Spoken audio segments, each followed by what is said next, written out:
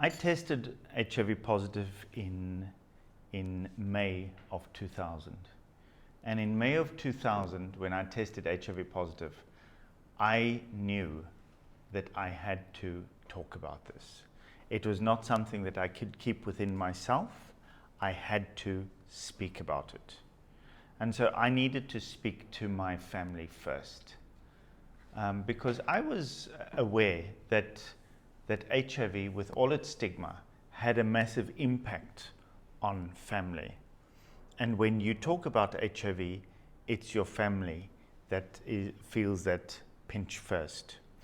And I knew that I could not tell my family that I was HIV positive without first having some access to treatment. Now, there was no treatment in South Africa in 2000, but the doctor who tested me had found that when I tested HIV positive, I was already in that stage which you would define as AIDS. And so I had a CD4 count that was under 200, and I had a viral load that was 150,000. Now, the defining line is a viral load over 10,000. So AIDS defining, yes, I ticked the boxes. And so he said to me then that I needed to test, I needed to get onto treatment, otherwise he couldn't say to me that I would be able to live longer than another 6 months. If I got onto treatment, maybe I could live another 5 or 6 years. But I had a son who was 5 years old, so I didn't want to die right then. All I could think of was the impact that it was going to have on David's life if I died while he was still a 5-year-old, while he was a 10-year-old. And where would that leave his life and the role that I had wanted to play in his life? So the doctor managed to get me onto trial medication because treatment was only made available in South Africa after the court cases that Treatment Action Campaign had launched in 2006. So that's when we really got the first treatment in South Africa. But before then, I was put onto trial medication. And when I got onto trial medication, and I knew that at least I was going to be able to live, that's when I went to go and see my father, and I told him that I was HIV positive. And he said to me, "This is too much for me to bear. You have to tell your sisters, because if you don't tell your sisters, I can't talk to them, and I need to talk to someone." So I then had to tell my sisters. And then, as the days went by, I started getting weaker and weaker and weaker. And I was being very negatively impacted by the treatment, not by HIV. And I just knew that the stress of not disclosing, the stress that the church could find out and fire me, was not doing me any good. So I went to go and speak to my bishop. And I said to my bishop, "Bishop Brian, I'm HIV positive. And if you want to fire me, then you've got to do so now, because I can't live with the stress of wondering whether you're going to fire me or not." And God bless him. I think he was taken so much by surprise, but he was under the same stigma as I was. And he said to me, "Thank you so much for sharing that with me. I look forward to many years of ministry with you, but please don't tell anyone else." So I was bound by silence, by my bishop. I stayed in my parish, but I wasn't allowed to talk about it. That was 2000. But the story of Inerela starts before that. And the story of Inerela starts with two amazing religious leaders on the African continent. And the first of these two religious leaders who tested HIV positive was Dominee Christo Greling. And Dominee Christo Greling had been studying as a Dutch Reformed minister in Stellenbosch University. He is a hemophiliac, and in 1987, so more than 30 years ago now, in 1987, as part of routine testing, because he was receiving blood products as a hemophiliac, he tested HIV positive, and he tested positive for hepatitis C. At the time, he was engaged to Liesel, and he said to Liesel, my darling, I cannot marry you because I've found I'm HIV positive. And Liesel said, we'll find a way. And they did. Another person who tested HIV positive around that period, and in 1992, was Canon Gideon Biamagisha. He was in Uganda, and he tested HIV positive after his wife had suddenly died. And nobody knew what was wrong with his wife. But his aunt, who was a nurse, came to him and said, you need to know. She died of AIDS-related illnesses, and you need to get tested. And Gideon didn't know what was going on because, he was newlywed, he had a young baby at home, and suddenly his wife died of AIDS-related illnesses.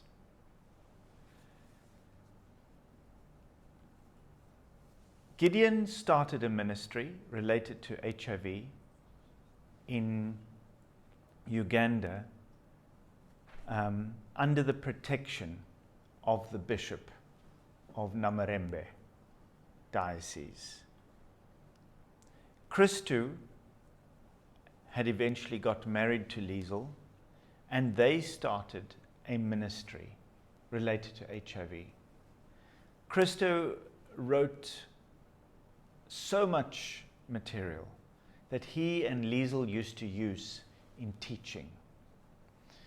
And something rather remarkable happened with both of them around the year 2000 while I was testing HIV positive. And that is that World Vision employed both of them, because World Vision wanted to start addressing HIV on a serious basis. Christo took all this material that he had developed and he sold it. And it became the Channels of Hope material. And Christo Greling and Liesel had developed the Channels of Hope material. And Gideon, through his international connections and the work that he had been doing around HIV sensitization, had eventually caught the attention of the hierarchy within the Anglican Church. And so early in 2001, Gideon was invited to go and speak to the primates or the archbishops of the Anglican Communion about HIV. And after he had spoken to them about his journey with HIV and the reality of Africa and HIV in Africa, they said, we as a church have to do something. And the Archbishop of Cape Town, Archbishop Njongonkulu Ndungane, had been asked whether he would set up what was called the first Anglican African consultation on HIV and AIDS. And that took place in August of 2001.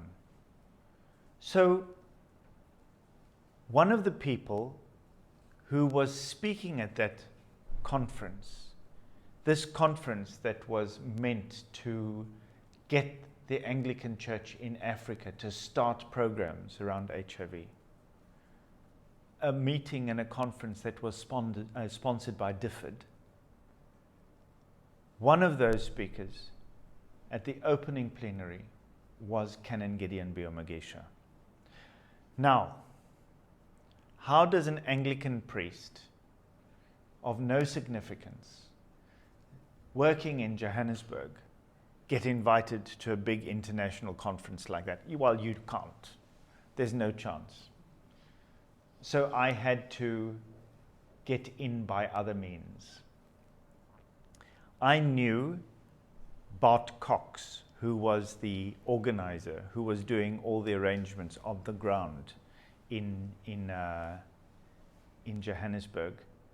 And Bart Cox said to me, if you want to come, you sneak in the mornings and you leave before dinner at night. How you get there and how you get home is your business. But there's no accommodation for you. There's no breakfast for you. You can come to the meeting if you want to, but that's how you come. What I didn't know was that the way that you held AIDS conferences in those days were that you had to invite people who were living with HIV, most of who would never disclose that they were HIV positive, but it meant that the organizers, when you had group discussion, could say, there are those amongst you who are living with HIV. And you never knew who. And so that you had to be careful about what you said, because you didn't know were you speaking to someone who was HIV positive or not. Bart Cox, at the end of the opening plenary after Gideon had spoken, made this announcement saying, can all those people living with HIV please stay behind? You don't say things like that, but Bart Cox was Dutch, and the Dutch are very straightforward.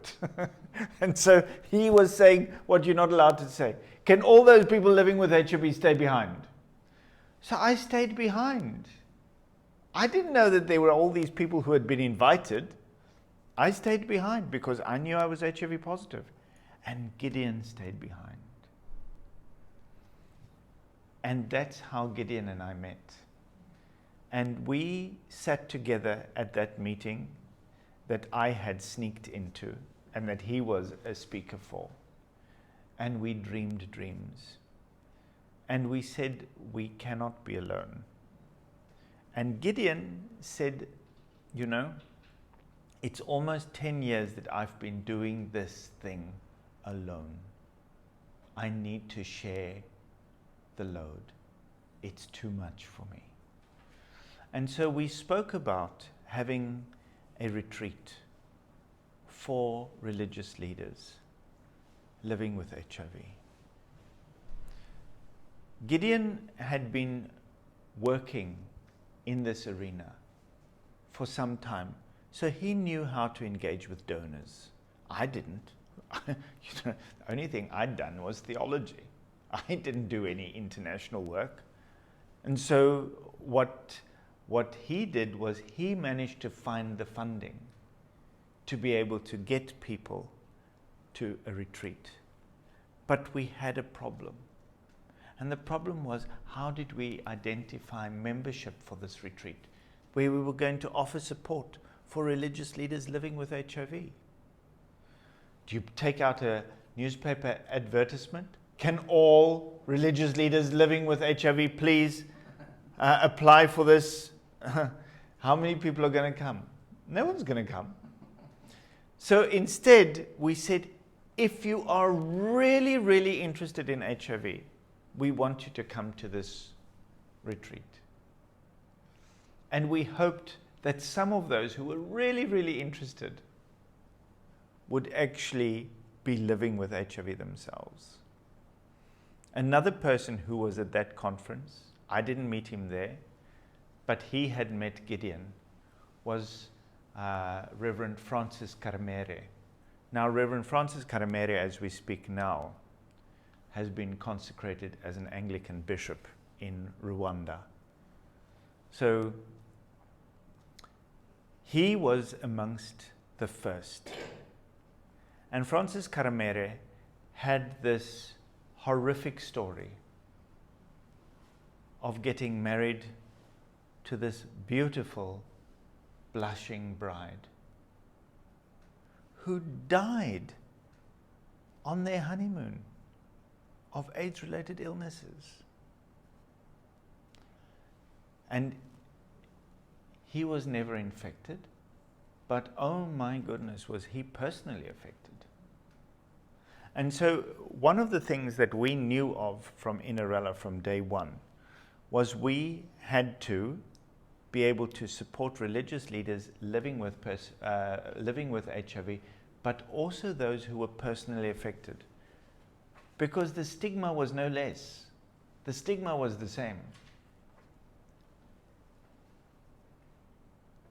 At that first meeting, we got together in the February of 2002, and we got together in Nyanga Hills in Zimbabwe, in a hotel called the Mount Clare Hotel. And there, we dreamed dreams.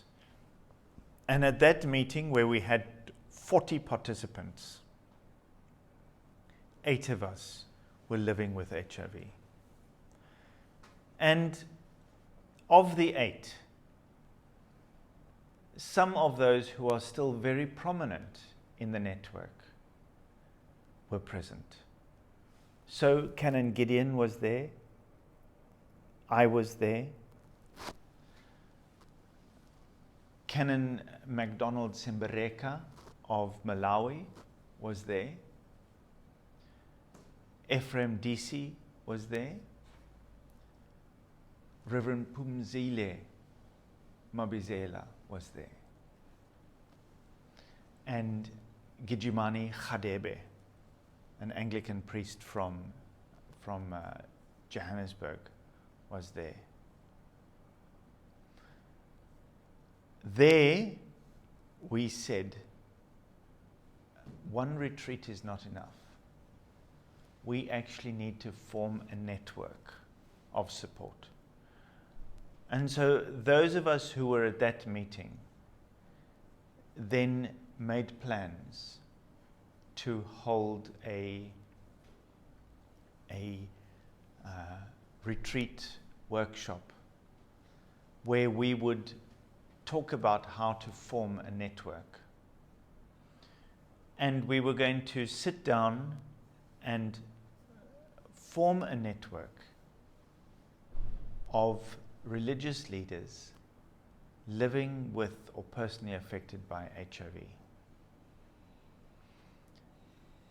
We got together, again, about 40 of us, in Uganda, Mukono, Uganda, in the November of 2002. And Canon Gideon had asked me whether I would take us through a workshop and then help us to develop a log frame where we could record our vision, mission, goals, objectives, unpack that in a log frame so that we had something that we could use as the basis of a network and trying to find funding. Now, you know, fools go in many different places, and none more freely than those who are embarrassed to say, I don't know. Me, I was the fool who didn't know how to say, I don't know what a log frame is. I had no idea. And yet I said, yes, I'll take us through that. So in the planning and the preparation for that meeting, I went onto the internet to try and find out what a log frame was so that I could lead us through the process of trying to develop one. And we developed one. we decided to form a network, and the network that we formed was called Inerela.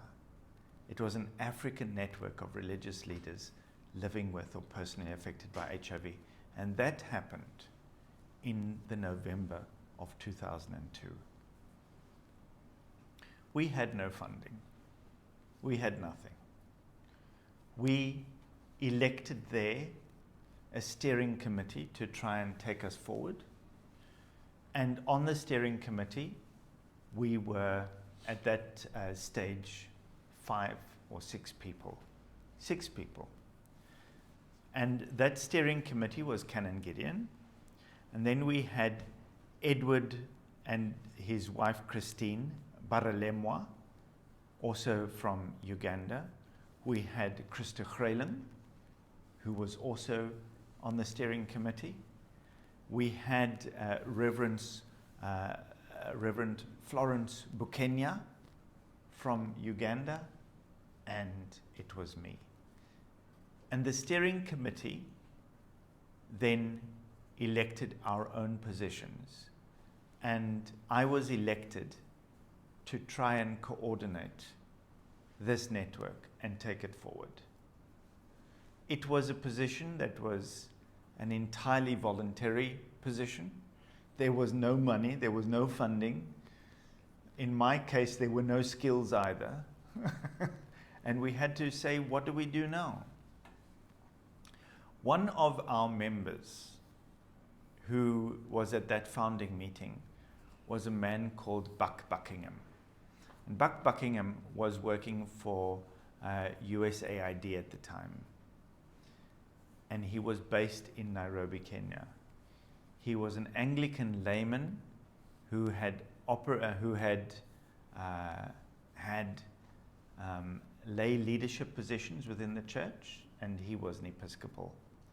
And he had been living with HIV for many years. And so Buck helped us initially to look at how to develop a proposal. I had been invited because people had come to hear about this network, Inerela, the next year, March, to a meeting in Nairobi. And that meeting was the ICASA in Nairobi, the International Conference on AIDS and STIs in Africa. And in 2003, it was held in Nairobi.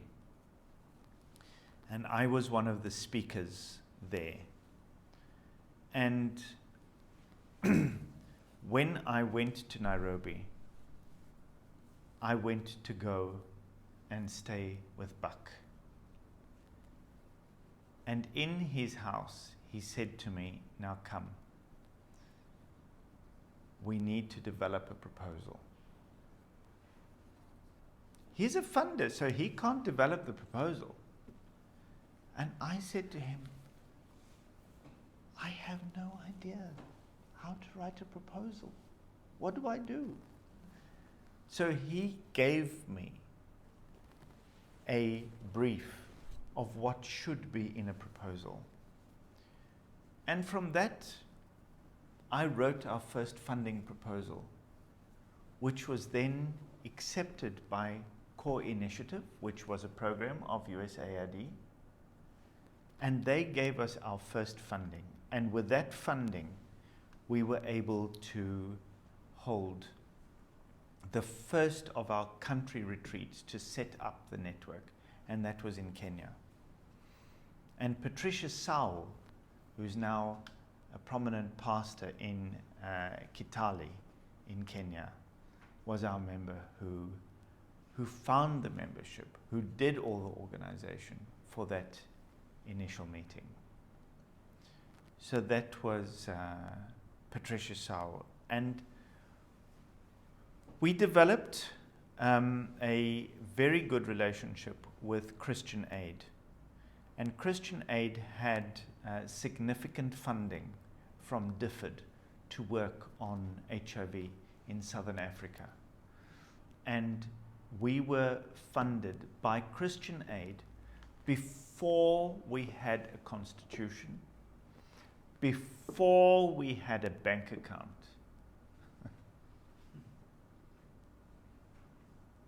That was the level of their commitment.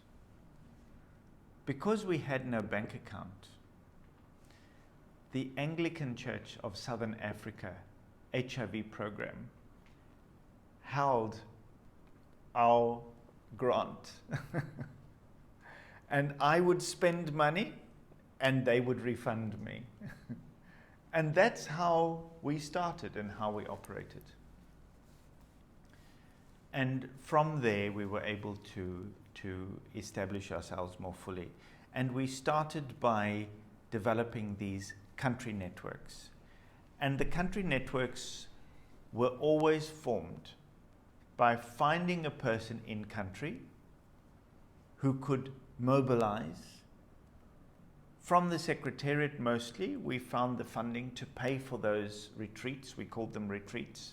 And in those retreats, we set up country chapters of Inerela. By 2006, we had a number of country chapters already. By then, we had Kenya, we had run retreats in South Africa, we had Uganda, we had Malawi, and we attended the International AIDS Conference in Toronto, and for the first time started speaking about the need for this African network to be available more broadly in the world, because people were asking for it. And so we went through a period of planning to expand the network. And that's when people like Peter were invited, because we needed to do some strategic planning together. And out of that, we then launched the network as an international network in the International AIDS Conference in Mexico City in the July of 2008. I stayed with Inerela until 2012, December 2012. And by December 2012, I had been with the network then for 10 years. And I knew that at that point in time, I needed to leave. Not because I was tired of the network. Maybe the network was getting tired of me, but not because I was tired of the network. But because within a network, there has to be the understood ability to grow. And if I, as someone who was then 48, was going to sit in that position until I retired, there could be no movement within the network. And it was clear that we needed to have leadership that had a very different skill set and mandate than I did. And Reverend Phumzile Mabizela came with an entirely different skill set from the one that I had. She had operated and worked as the General Secretary of the Council of Churches in KwaZulu-Natal. She had done gender work with NCA in their Southern Africa work. She was the gender program manager. And she also had been a woman living with HIV who had a child of her own who was HIV negative. So her skill set was entirely different from mine. And she was able to take the network to the next level. That was a work that involved gender in a much more comprehensive way. It was able to look at the relationship that vulnerability had to the exclusion of the LGBT community, and it was also able to look more comprehensively at what it means to be embedded within different faith communities. So changing the leadership at that moment in time for the network was critical to the network's growth. And it saw an immediate growth in membership, and it saw an immediate growth in the type of relationships we had with donor communities. Where previously we had received almost all our funding only from faith-based organizations, now with a new focus and with the new skill set that had been brought into Inerela, we were able to reach beyond that and get funding from USAID, funding from UN agencies, and that growth has continued. So at this point in Inerela's growth, now in 2019, we know that one of the main focuses that the network has going forward is that we need to be able to grow the way in which the network is represented. And that's why we have really embarked on these ambassadorial trainings, so that we are able to build up a cohort of people that can be called on from across the world, from different faiths, to represent Inerela in all places.